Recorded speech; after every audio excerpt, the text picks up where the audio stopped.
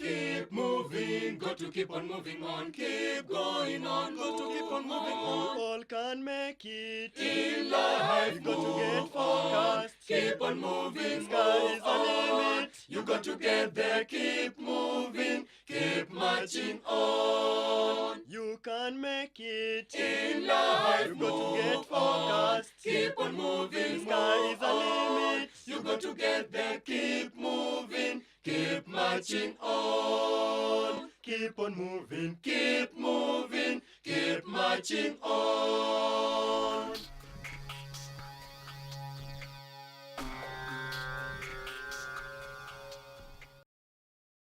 Hello and thank you so much for joining us here on Able Differently. As always, we take pleasure to have you on board. I'm Jane Theory. And me, of course, Caxton Osozi. Today's show focuses on specific individuals, and we will feature a prominent institution that has helped shape destiny of persons with disabilities for so many years. So sit back and relax, for more is yet to come. Welcome. Keep moving, keep marching on. Salome Nyakio had an accident that changed her life completely. Her situation was even worse because she was an orphan. Take a look at her story. Meet Salome Nyakio, an accountant at the Kenya Education Management Institute. I work in Parklands as an accountant, but on my side hustle, I also do something that I like so much. I do peer group training for people living with spinal cord injury, those that are newly injured and those that have been injured earlier on. She was only 14 years of age when she encountered a life-changing incident that would later see her spend more than a year in hospital. I was 14. I went to Rift Valley and I went to visit my paternal uncle, and I was carrying a 20-liter jerry can of water down up cliff, and I don't know what I stepped on. I can't remember. It's quite a long time ago. I slipped and I rolled over, and the jerry can came off my back. But as I was reaching down, it hit my back, and that's how I acquired the spinal injury. I was in the hospital for a long time. Probably because at the time in the country there wasn't much awareness about spine injury. I was there for more than a year, and I don't understand why I was there for more than a year actually. Between being in hospital and reporting back to school, Salome had spent a considerable amount of time at home, which in result made her look at life from a totally different perspective. Between 14 years and 18 years, my life kind of got stuck at one level. I do say it got stuck on a sofa. I would sit on a sofa day in, day out, Monday to Friday, year 1, year 2, year 3. And probably sitting there made me more of a smarter person than I would have been, because I had all the time to think about life, had all the time to think about what I wanted. I had all the time to, just develop that extra sense that probably I would not had if I was able-bodied. That's what I think. While in hospital, she knew nothing of her fate. Salome thought that it was temporary, that she couldn't feel her legs. But the way through which she learned that walking again for her was never going to happen again is something that she has never been able to forget. I didn't want to believe it. I was in denial, and all I said, it's not you guys who are sick, it's me. And I'm going to walk. So I didn't listen to them. Every day I waited to feel something different on my feet, on my legs. Every day I thought that if I could, I thought just the way it went, just the way my movement went, it will come back mysteriously. Actually, nothing made sense. I didn't even think of getting some more treatment. I just knew. I just got sick. It will just come back as easy as it went. She, however, did not want to accept the truth and was in denial for some time. In the meantime, she kept busy with physiotherapy and made lots of friends in the hospital, which helped her cope as well. Mostly would be would be the antibiotics I would take in the mornings, then the physiotherapy, and then I always looked forward to socializing. Lots of medical students would come see me off their class or after their class. Lots and lots of them. I would have like 30 people in a day. So I had, after sometimes I didn't feel so long. In order to keep one's leg in great shape to avoid losing muscle tone, it requires that exercise be a lifetime routine, which Salome has incorporated into her program. For instance, I live alone. Okay, I look after myself. I clean my house. I make my meals. I do my clothes. I do everything by myself. So that also has kept me on my toes. Salome's stay at the hospital was quite a difficult one, as she hardly received any visitors except for her grandmother, who rarely visited due to financial constraints. We didn't have food to put in our stomach, leave alone physiotherapy and medicine. I mean, really, it was... wow, I don't know what to say. She could barely get 20 shillings for a matatu fare to come see me in the hospital. So it would take me 2 weeks before I can see her, or before I can see anyone. Can see my sibling, or her. Working hard for Salome was not a matter of choice but obligation, as she had younger siblings looking up to her. Probably that's what kept me going. Looking at them, they're young, they don't have any hope. The hope was on me, and here I am, looking more miserable and hopeless than they were. And I really wanted something. I really wanted to make their life better. I didn't know how, but I just knew I wanted to make their life better. My sister and my brother.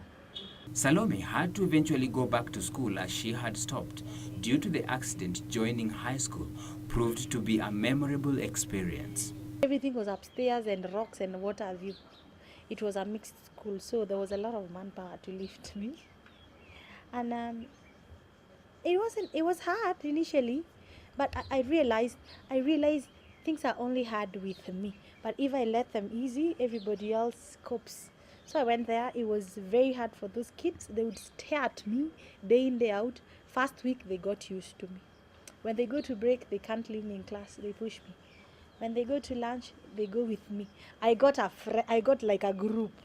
Through scholarships, she managed to go to high school and later on joined the university, taking on a course in finance. I was called to the Nairobi University, but I didn't go to Nairobi University for some reason. I went to Catholic University, so I still went to a private school. Even in Catholic University, what kept me going, what made me stay in Catholic University was my performance, because I could not afford school fees. That was crazy. So I had to get scholarship based on merits, on performance. In the quote of the day, we look at Anne Strike's saying that goes, "When you know that you're not defined by the disability you have, it is the sweetest feeling ever." What is your take on that, Caxton? Thank you so much. It is the sweetest feeling ever not to be described by the disability that you have. Rather, this quote has a meaning that we should focus on the potential of someone, the merits. Very true. For example, maybe you go apply for a job. Your employer should not look at your disability, but rather he or she should look at your potential. I mean, the merits that you have, the kind of skills that you have, not just by judging you by the way she or he looks at you. I couldn't agree more, Caxton. Actually, people should not judge someone by face value. You know, Exactly. looking at someone, Yeah. you cannot be able to tell what input this person can bring to whatever assignment you have. So basically, everyone in life has flaws, regardless of whether you have a disability or not. So we should actually look at what someone can do. Precisely. Let's take a short break and we'll be right back with more. So don't go too far. Keep moving, keep marching on. Keep moving, keep marching on. Kenya Institute of Special Education has been at the forefront in ensuring that persons with disability get education through training special needs teachers. Our crew paid them a visit and compiled the following report for you. Take a look. Kenya Institute of Special Education, KISE, is one institute that cannot be ignored when it comes to matters education, especially for persons with disabilities. KISE was founded by a partnership between the government of Kenya and the government of Denmark through Danida in 1986, and that tells you that the institute is 31 years. And we felt that carrying out a survey of a national level then would be a good way to mark a milestone of 30 years of service to special needs education in this country.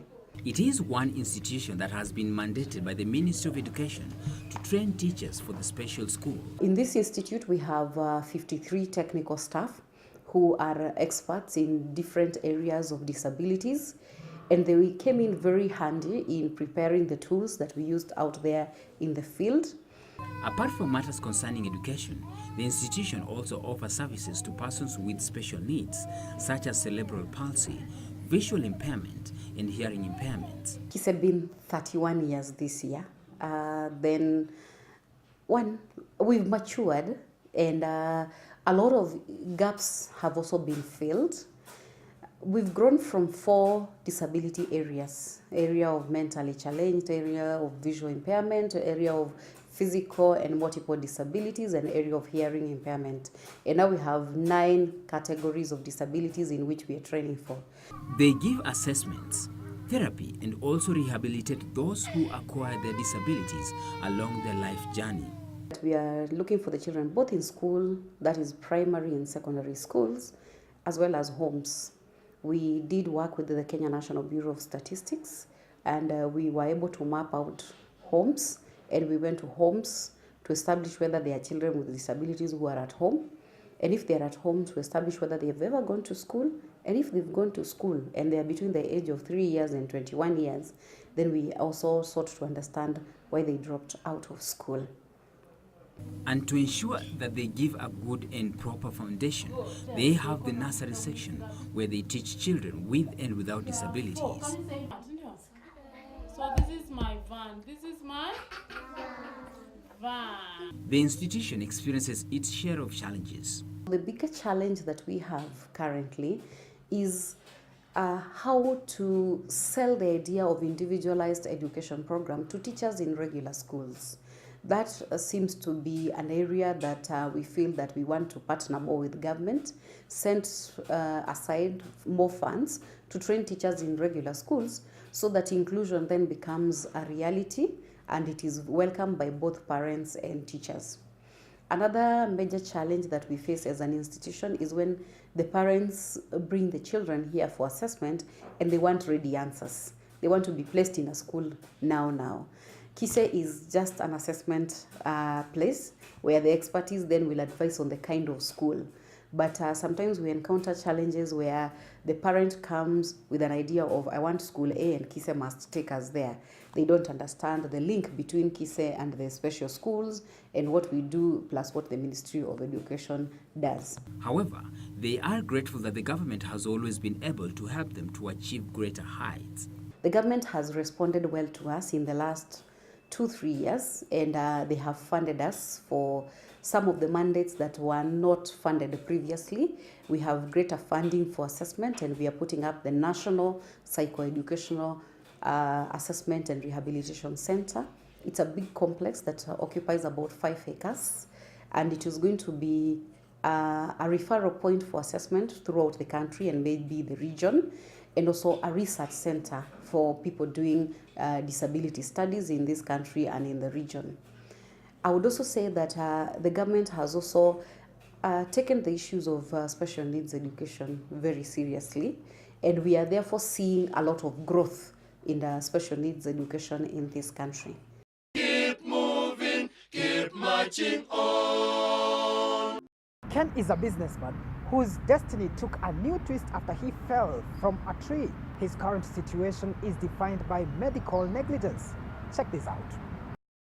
Ken Sabwa, a businessman in Nairobi and a resident at Kawangware, was not born with one hand. Like any other child, he was born normal. At the age of 11 years, he fell from a tree and fractured his right hand. Wakati nilipata accident Nilichelewa kidogo, walinipeleka hospitali, nilianguka kutoka kwa mti. Nilianguka kutoka kwa mti, ikabidi mkono ikavunjikia huko. Nikabidi wanipeleke hospitali Kakamega. The parents were not at home at that time.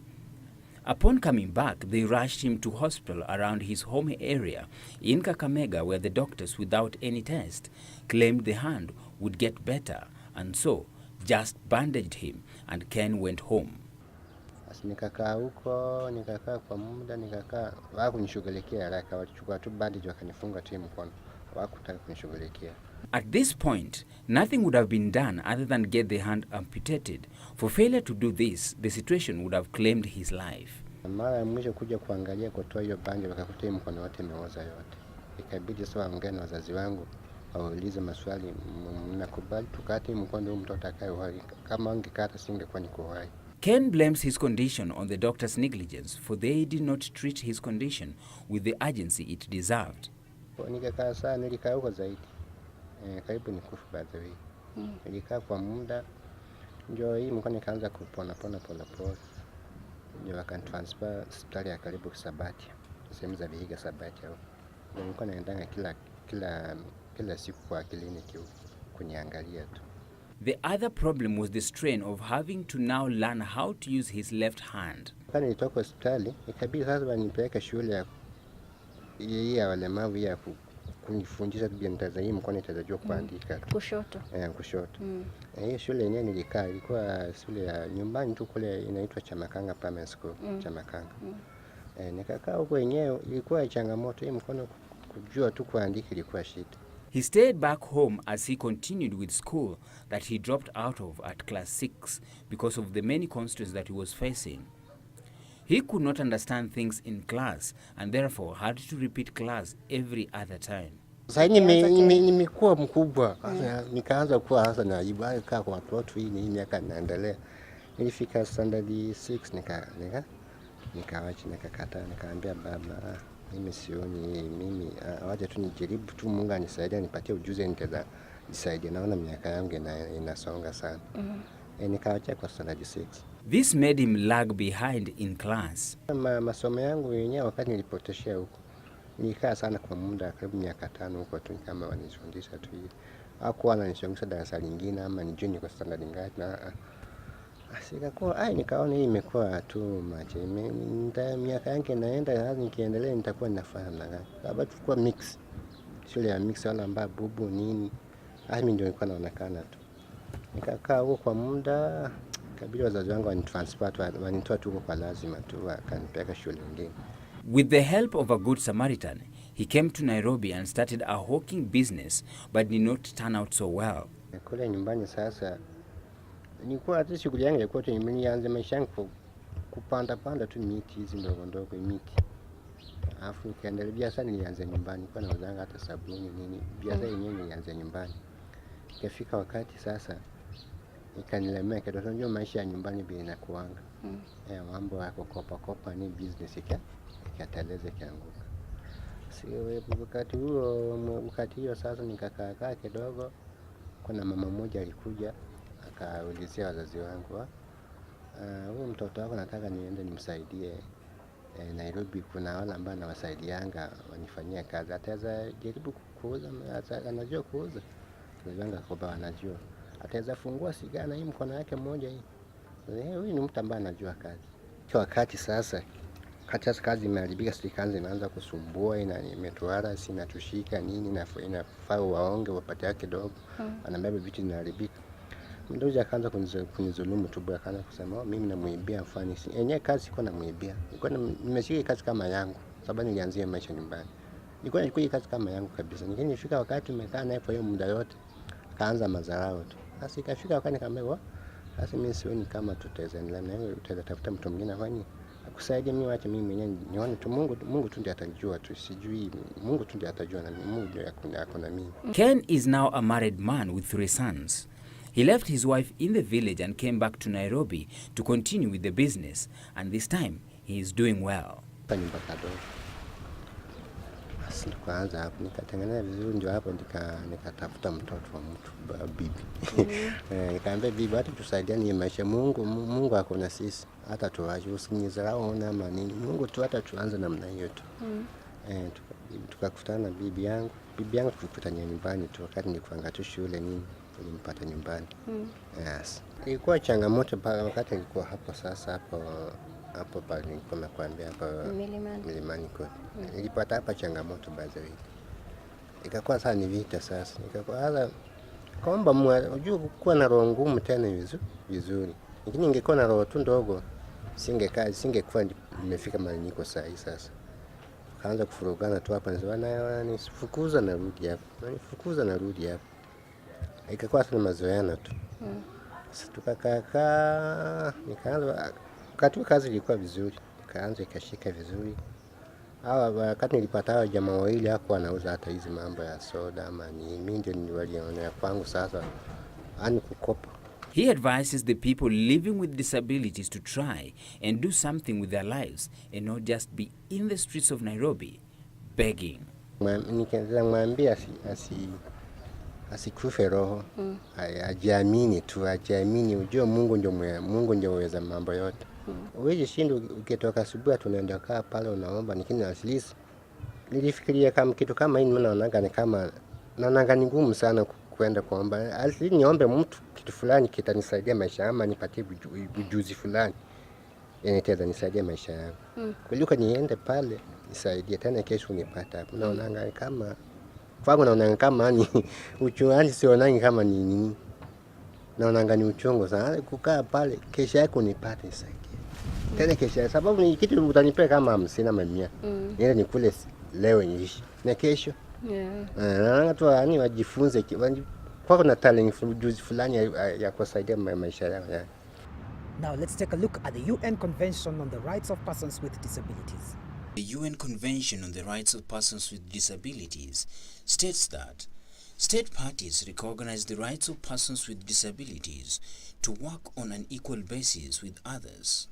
This includes the right to the opportunity to gain a living by work freely chosen or accepted in a labor market and work environment that is open, inclusive and accessible to persons with disabilities. We've come to the end of the show, but keep watching KBC Channel 1 for more is always lined up. So see you next week, same time, same place. I've been your host, Caxton Osozie. And Jane Theory. Goodbye. Unamwangaza at the end of the road, though the walk is tougher, sijafa moyo, natamani sana future, and so I'm on the go. I'm never gonna give up, I got to keep hope alive.